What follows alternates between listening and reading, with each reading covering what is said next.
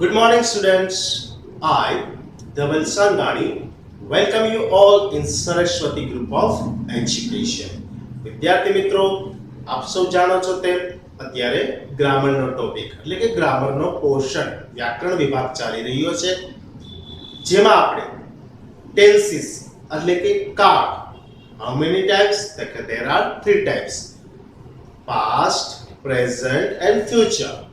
એમાં આપણે પ્રેઝન્ટ એટલે કે સાદો વર્તમાન કાળનો પાર્ટ 1 અને પાર્ટ 2 નો અભ્યાસ કરી ચૂક્યા છીએ કે સાદો વર્તમાન કાળ છે એ ક્યારે ઉપયોગ લેવાય છે, તો કે રોજિંદી ક્રિયાઓ છે, ટેવવશ થતી ક્રિયાઓ છે, ક્રિકેટની કોમેન્ટ્રી છે, પછી ગણિત છે, વિજ્ઞાનના નિયમો છે, સનાતન સત્યો છે, આ બધું બુક છે, મૂવી છે, આ બધું દર્શાવવા માટે સાદો વર્તમાન કાળ વપરાય છે. ભવિષ્યમાં કોઈ ક્રિયા નિશ્ચિત સમયે થવાની છે, એટલે કે ગુરુવારે ચોથો લેક્ચર તમારો મેથ્સનો જ હોય તો એ પણ સાદા વર્તમાન કાળ દ્વારા રજૂ કરવામાં આવે છે. ત્યારબાદ આપણે લાસ્ટ સેશનમાં એટલે કે ગયા લેક્ચરમાં જોયું તો સિમ્પલ પાસ્ટ ટેન્સ સાદો ભૂતકાળ પાર્ટ 1. આજે આપણે જોવા જઈ રહ્યા છીએ તો સિમ્પલ પાસ્ટ ટેન્સ પાર્ટ 2 એટલે કે સાદા ભૂતકાળનો વિભાગ 2 એટલે કે સેશન 2 નો આજે આપણે અભ્યાસ કરવા જઈ રહ્યા છીએ. થોડુંક રીકેપ કરી લઈએ તો કે સાદો ભૂતકાળ એટલે શું, એની ડેફિનેશન, એની વ્યાખ્યા શું છે. તો કે સાદો ભૂતકાળ એટલે કે કોઈ ક્રિયા હમણાં જ પૂરી થઈ છે એટલે કે જસ્ટ નાઉ, હમણાં જ પૂરી થઈ ગઈ છે અથવા ભૂતકાળમાં પૂરી થઈ ગઈ છે એવું દર્શાવવા માટે સાદા ભૂતકાળનો ઉપયોગ કરવામાં આવે છે.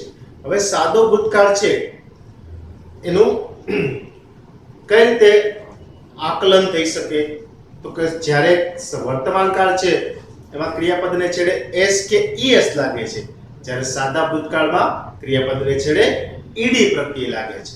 હવે જ્યારે વર્તમાન કાળમાં આપણે to be ના રૂપો જોયા હતા તો I સાથે am આવતું હતું, પછી we સાથે are આવતું હતું, you સાથે, they સાથે પણ are ને he she it સાથે is. એ જ રીતે સાદા ભૂતકાળમાં to be ના રૂપો છે એમાં I, we, you અને they સાથે were આવે છે અને he she it સાથે was મૂકવામાં આવે છે. ત્યારબાદ આપણે એના કીવર્ડ્સ જોયા હતા. કીવર્ડ્સ એટલે કે સાદો વર્તમાન કાળ છે કે સાદો ભૂતકાળ છે એ વાક્ય કેમ ખબર પડે, એ વાક્ય જોઈને કેમ ખબર પડે કે આ વાક્ય છે એ આ ટેન્સ નું છે, આ કાળનું છે. તો એમાં ઓળખ સૂચક શબ્દો હોય, જેમ પ્રેઝન્ટ ટેન્સમાં ઓળખ સૂચક શબ્દો હતા regularly, usually, sometimes, today, daily, every day, આ વર્તમાન કાળના. એવી જ રીતે ભૂતકાળના ઓળખ સૂચક શબ્દો ક્યાં હતા, તો કે યસ્ટરડે એટલે કે ગઈકાલે, લાસ્ટ મંથ એટલે ગયા મહિને, લાસ્ટ યર ગયા વર્ષે, લાસ્ટ નાઇટ ગઈ રાત્રિએ, લાસ્ટ સન્ડે ગયા રવિવારે, પછી એમાં મંડે પણ ચાલે, સેટરડે પણ ચાલે, લાસ્ટ સેટરડે તો ગયા શનિવારે, બિફોર એટલે પહેલા અને અગો એટલે પહેલાના સમયમાં. તમને મેં કીધું હતું કે વાર્તા હોય ઇંગ્લિશમાં આવી રીતે ચાલુ થાય.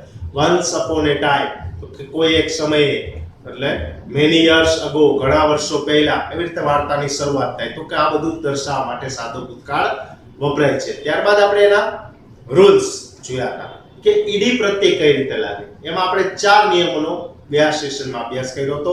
પહેલું તો કે ક્રિયાપદને છેડે ઈડી પ્રત્યય લાગે. કઈ રીતે ઈડી પ્રત્યય લાગે, તો કે સામાન્ય ક્રિયાપદ હોય આસ્ક, તો આસ્ક ની છેડે ઈડી લગાડો તો આસ્ક્ડ એવું થાય એટલે ક્રિયાપદનું ભૂતકાળનું રૂપ બને.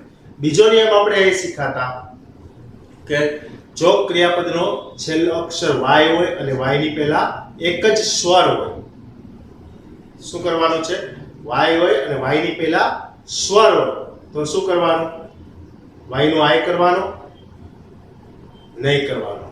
શું કામે, જો ક્રિયાપદનો છેલ્લો અક્ષર y હોય અને y ની પહેલા વ્યંજન હોય તો y નો i કરીને ed લગાડવાનો. એક્ઝામ્પલ ક્રાય, તો ક્રાય નો સ્પેલિંગ માં છેલ્લો શબ્દ y છે અને y પહેલા r છે, વ્યંજન છે, તો y દૂર કરી i લગાડવાનો એટલે કે cri અને પછી ed પ્રત્યય એટલે કે ક્રાય થાય.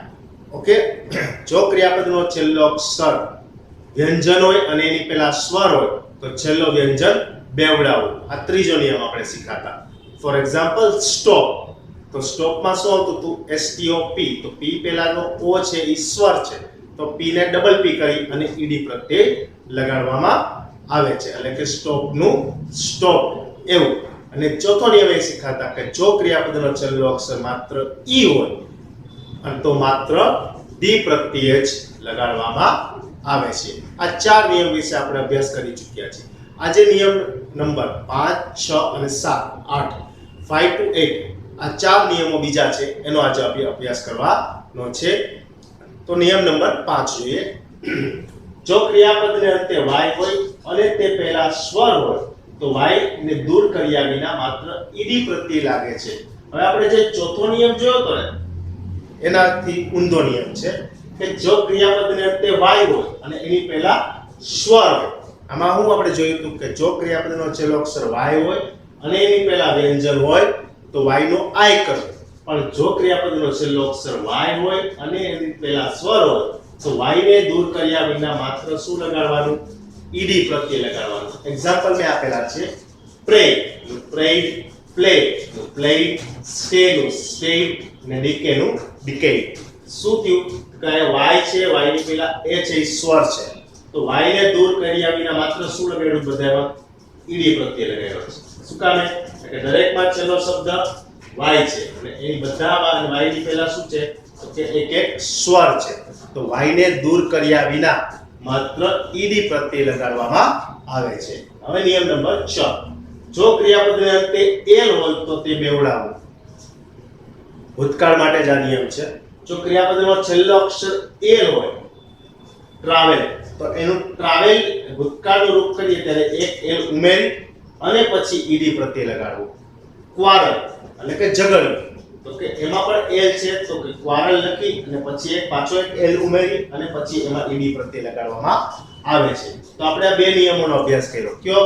તો કે જો ક્રિયાપદને અંતે y હોય અને તે પહેલા સ્વર હોય તો y ને દૂર કર્યા વિના માત્ર ઈડી પ્રત્યય લગાડવું.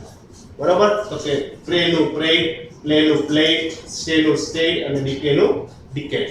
ત્યારબાદ જોયું કે જો ક્રિયાપદને અંતે એલ હોય તો તે એલ બેવડાવો. ટ્રાવેલ નું ટ્રાવેલ ને ક્વારલ નું ક્વારલ.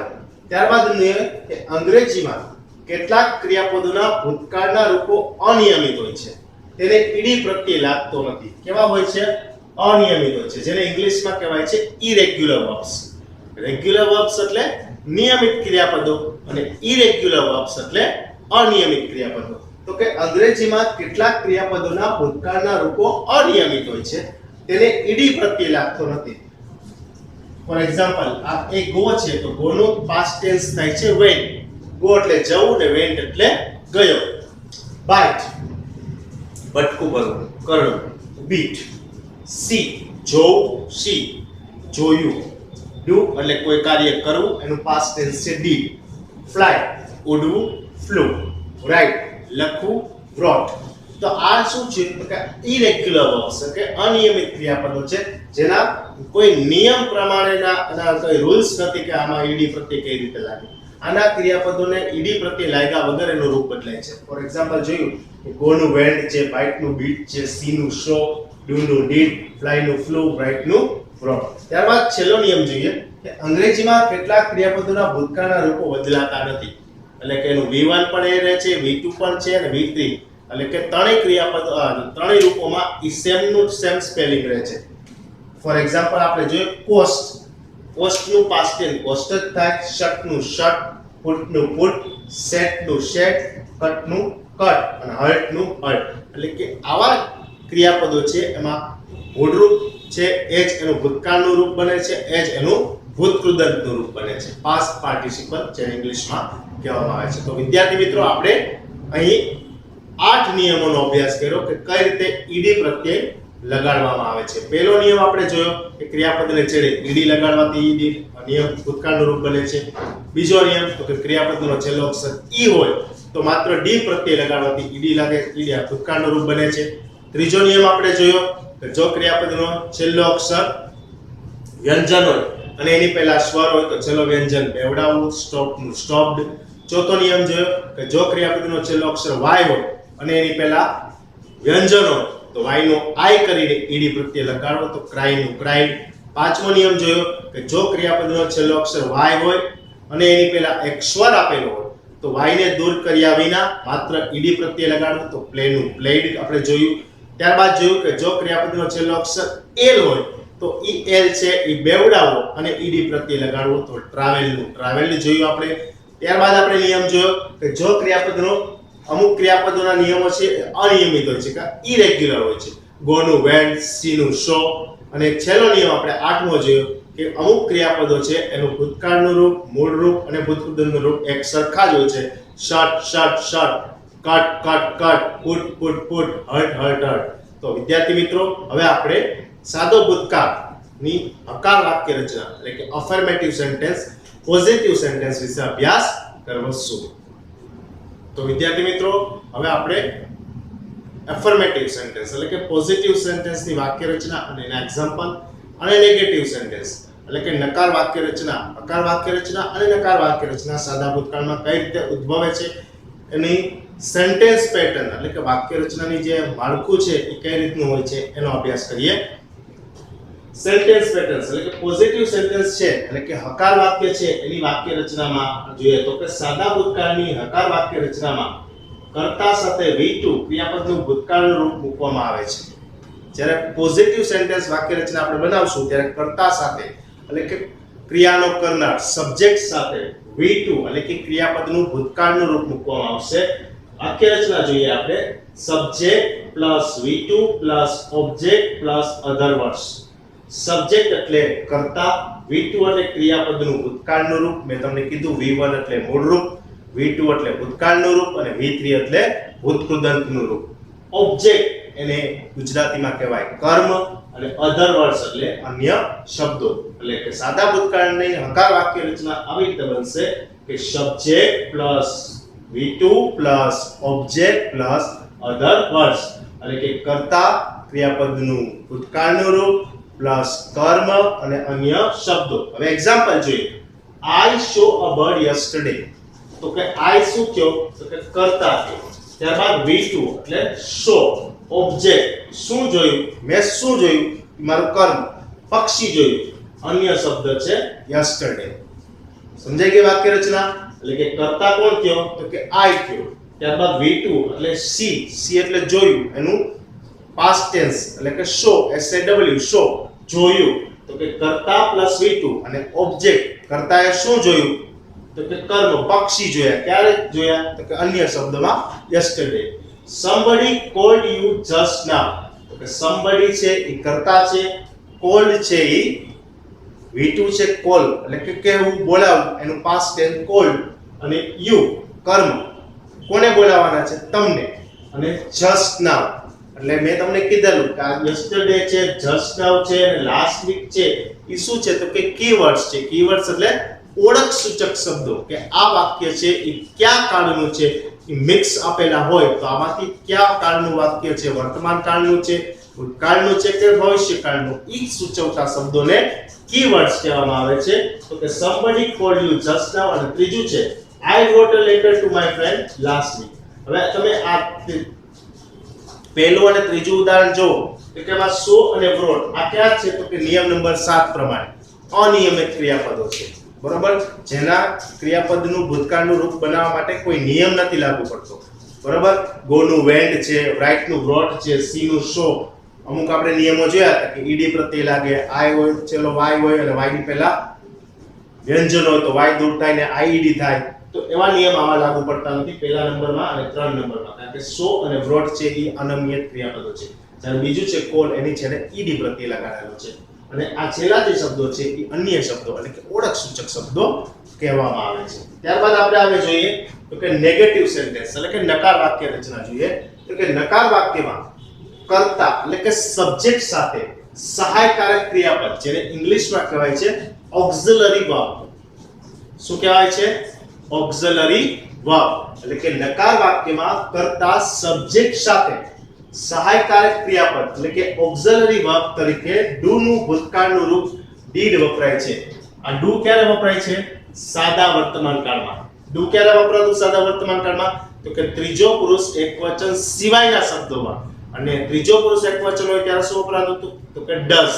તો એ જ રીતે મોડલ ઓક્ઝિલરી અને ઓક્ઝિલરી વર્બ તરીકે ડુ નું ભૂતકાળનું રૂપ શું છે? ડીડ. પછી તે ત્રીજો પુરુષ એકવચન હોય કે ત્રીજો પુરુષ એકવચન સિવાયના શબ્દો હોય આઈ હોય, વી હોય, you, they, he, C, it બધા સાથે કોણ આવશે? ડીડ. જેમ વર્તમાન કાળમાં બે હતા કે હી સી ઇટ સાથે ડસ, બાકી બધા સાથે I do, we do, you do, they do, he she it does. તો અહીંયા શું થશે કે I did, we did, you did, they did અને હી સી ઇટ ડીડ. બધે ડીડ જ મૂકવામાં આવશે અને તેની પાછળ નોટ લાગે છે તથા ક્રિયાપદનું મૂળ રૂપ મૂકવામાં આવે છે. હવે મૂળ રૂપ શું કામ મૂકવામાં આવે છે? કારણ કે ડીડ એટલે કે એક ભૂતકાળનું રૂપ જ છે ડુ નું.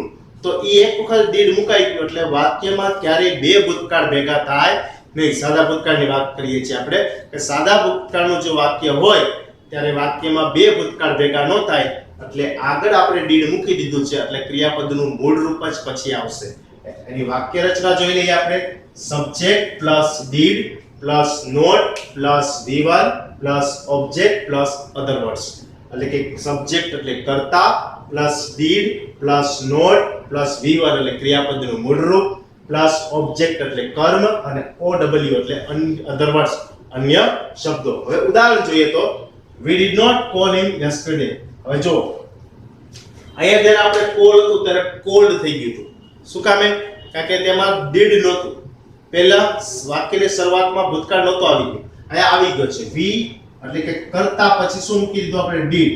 ત્યારબાદ નોટ એટલે વાક્ય રચના પ્રમાણે જોઈએ તો કર્તા ડીડ નોટ પછી ક્રિયાપદનું મૂળ રૂપ કોલ પછી કર્મ એટલે હિમ તેને અને અન્ય શબ્દો એટલે કે ઓળખ સૂચક શબ્દો yesterday. we did not call him yesterday. મેં તેને ગઈકાલે બોલાવ્યો નહોતો. મેં શું નહોતું કર્યું? એને નહોતો બોલાવ્યો. તો બોલાવ્યો એ ક્રિયાપદ છે અને હિમ એટલે તેને એ કર્મ છે. I did not read English stories the last week. અહીંયા સ્ટોરીઝ છે એ પ્લુરલ ફોર્મમાં છે.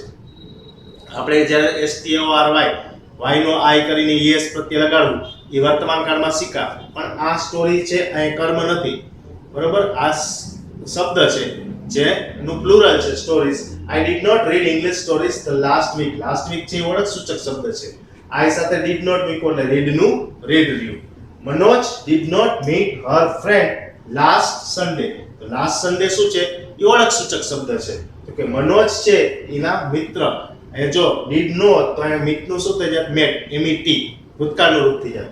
તો કે Manoj did not meet her friend last Sunday. ગયા રવિવારે મનોજ તેના મિત્રને મળ્યો નહોતો. તો Manoj did not meet his friend last Sunday. Okay? તો વિદ્યાર્થી મિત્રો આ હકાર વાક્ય રચના અને નકાર વાક્ય રચના તો બરોબર તમને અભ્યાસ થઈ ચૂક્યો હશે. હવે આપણે પ્રશ્નાર્થ વાક્ય રચના તરફ આગળ જોઈએ. તો વિદ્યાર્થી મિત્રો આપણે હકાર વાક્ય એટલે કે પોઝિટિવ સેન્ટેન્સની વાક્ય રચના અને નેગેટિવ સેન્ટેન્સ એટલે કે નકાર વાક્યની વાક્ય રચના વિશે અભ્યાસ કર્યો. હવે આપણે અભ્યાસ કરવા જઈ રહ્યા છીએ ઇન્ટ્રોગેટિવ સેન્ટેન્સ એટલે કે પ્રશ્નાર્થ વાક્ય રચના. કુલ કેટલી વાક્ય રચના આપણે શીખવાની છે? 3 વાક્ય રચના. હકાર, નકાર અને પ્રશ્નાર્થ. હકારને પોઝિટિવ, નકારને નેગેટિવ અને પ્રશ્નાર્થને ઇન્ટ્રોગેટિવ ઇંગ્લિશમાં કહેવામાં આવે છે. ઇન્ટ્રોગેટિવ સેન્ટેન્સ એટલે કે પ્રશ્નાર્થ વાક્ય સાદા ભૂતકાળમાં કઈ રીતે બને? તો કે સાદા ભૂતકાળમાં પ્રશ્નાર્થ વાક્ય તરીકે ડીડ નો ઉપયોગ થાય છે. શેનો ઉપયોગ થાય છે? ડીડ નો ઉપયોગ થાય છે. હવે વિદ્યાર્થી મિત્રો યાદ કરવો જોઈએ કે સાદા વર્તમાન કાળમાં પ્રશ્નાર્થ વાક્ય તરીકે કયા શબ્દોનો ઉપયોગ થતો હતો? યાદ કરો જોઈએ. ડુ અથવા ડસ. પણ અહીંયા તો માત્ર એક જ શબ્દ તમારે યાદ રાખવાનો છે ડીડ. હવે ડુ અથવા ડસ નો ઉપયોગ કઈ રીતે થતો હતો? તો કે ત્રીજો પુરુષ એકવચન હોય તો ડસ આવતું. કે કોઈ એક છોકરો, કોઈ એક છોકરી કે કોઈ એક વસ્તુની જ વાત પૂછવામાં આવી હોય એનો જ પ્રશ્ન કરવામાં આવ્યો હોય તો ડસ અને બાકી બધે ડુ વાપરતા આપણે. પણ અહીંયા તો કે સાદા ભૂતકાળમાં પ્રશ્નાર્થ વાક્ય તરીકે ડીડ નો જ ઉપયોગ કરવાનો છે અને ઈ ડીડ છે એ પ્રશ્નાર્થ વાક્યની શરૂઆતમાં આવે છે. એ તો આપણને ખ્યાલ છે કે પ્રશ્ન સૂચક શબ્દો છે એ હંમેશા વાક્યની શરૂઆતમાં આવે છે. હવે આની વાક્ય રચના જોઈએ. તો કે did plus subject plus V1 plus other words plus question mark. એનું ગુજરાતી જોઈએ તો કે did plus subject એટલે કર્તા, V1 એટલે ક્રિયાપદનું મૂળ રૂપ, OW એટલે કે other words જેનું ગુજરાતી થાય છે અન્ય શબ્દો અને plus question mark એટલે પ્રશ્નાર્થ ચિહ્નની નિશાની. વિદ્યાર્થી મિત્રો, જો તમે પ્રશ્નાર્થ ચિહ્નની વાક્ય બનાવવાનું તમને પરીક્ષામાં પૂછવામાં આવ્યું હોય અને તમે પ્રશ્નાર્થ એટલે કે ક્વેશ્ચન માર્ક ન કરો તો ગ્રામેટિકલ મિસ્ટેક તરીકે તમારો અડધો માર્ક કટ થઈ શકે છે. આ 10th ના લેવલનું હું તમને એક્ઝામ્પલ આપું છું કે પેપર 10 માં આ રીતે જોવામાં આવે છે. એટલે કે પ્રશ્નાર્થ વાક્યમાં ક્વેશ્ચન માર્ક કરવાનું હંમેશા ભૂલવાનું નહીં. એક્ઝામ્પલ જોઈએ. Did she invite us last Friday? પ્રશ્ન ક્યાંથી શરૂ થયો? did થી. શું કામે? કારણ કે પ્રશ્નાર્થ વાક્યમાં did છે એ જ વાક્યની શરૂઆતમાં આવશે. વર્તમાન કાળ જેવું નથી આમાં. જો વર્તમાન કાળ હોત તો she છે તો શું આવત? અહીંયા does આવત. તો અહીંયા you છે તો શું આવત? do આવત. પણ અહીંયા ભૂતકાળમાં did થી જ શરૂ થશે. એટલે did she invite us last Friday? she છે શું છે? સબ્જેક્ટ છે. did છે એવું she છે એ સબ્જેક્ટ છે. એનું V1 invite એટલે આમંત્રણ આપવું. કર્મ કોણ હતો? us. અને અન્ય શબ્દોમાં લાસ્ટ ફ્રાઈડે શું તેણીએ ગયા રવિવારે અમોને આમંત્રણ આપેલું? did he take a part in the last competition? શું take એટલે ભાગ લેવો, competition એટલે સ્પર્ધા. શું તેણીએ did he શું તેણે લાસ્ટ competition એટલે કે છેલ્લી સ્પર્ધામાં ભાગ લીધો હતો? did you see a movie yesterday? ગઈકાલે તમે પિક્ચર જોયું હતું? તો આ see છે, take છે અને invite છે એ ક્રિયાપદના મૂળ રૂપ છે. જ્યારે us છે, did he take a part છે અને movie આ બધા કર્મ છે. અને she, he અને you એ કર્તા છે. તો વિદ્યાર્થી મિત્રો, આ રીતે પ્રશ્નાર્થ વાક્યની વાક્ય રચના બને છે. આજે આપણે સાદા ભૂતકાળના 4 નિયમો, આ સેશનમાં 4 નિયમો અને હકાર વાક્ય રચના, નકાર વાક્ય રચના અને પ્રશ્નાર્થ વાક્ય રચના વિશેનો અભ્યાસ કર્યો. આ સેશનના અંતે તમને એક વર્કશીટ મોકલવામાં આવશે જેમાં હકાર વાક્ય, નકાર વાક્ય અને પ્રશ્નાર્થ વાક્ય વિશેની બ્લેન્ક્સ હશે જે તમારે યોગ્ય ક્રિયાપદનું રૂપ મૂકી એટલે કે વર્બ મૂકી અને પૂરી કરવાની રહેશે. તો વિદ્યાર્થી મિત્રો, હું આશા રાખું છું કે આ લેક્ચર બરોબર તમને સમજાઈ ગયો હશે કે વાક્યનું સાદા ભૂતકાળમાં ed નું રૂપ કઈ રીતે લાગે છે. એના 8 નિયમો આપણે જોયા. એના ઓળખ સૂચક શબ્દો પણ આપણે જોયા કે yesterday, last month, last year, last Friday, last Saturday, before, just now, ago. આ બધા છે એ શું છે તો કે ઓળખ સૂચક શબ્દો એટલે કે કીવર્ડ્સ છે. સાદો ભૂતકાળ ઓળખવા માટેના શબ્દો છે. ત્યારબાદ આપણે વાક્ય રચના જોઈ, હકાર વાક્યની રચના જોઈ, નકાર વાક્યની વાક્ય રચના જોઈ અને પ્રશ્નાર્થ વાક્યની વાક્ય રચના જોઈ ઉદાહરણ સહિત. તો વિદ્યાર્થી મિત્રો, હું આશા રાખું છું કે આ લેક્ચર બરોબર તમને સમજાઈ ગયો હશે. Thank you.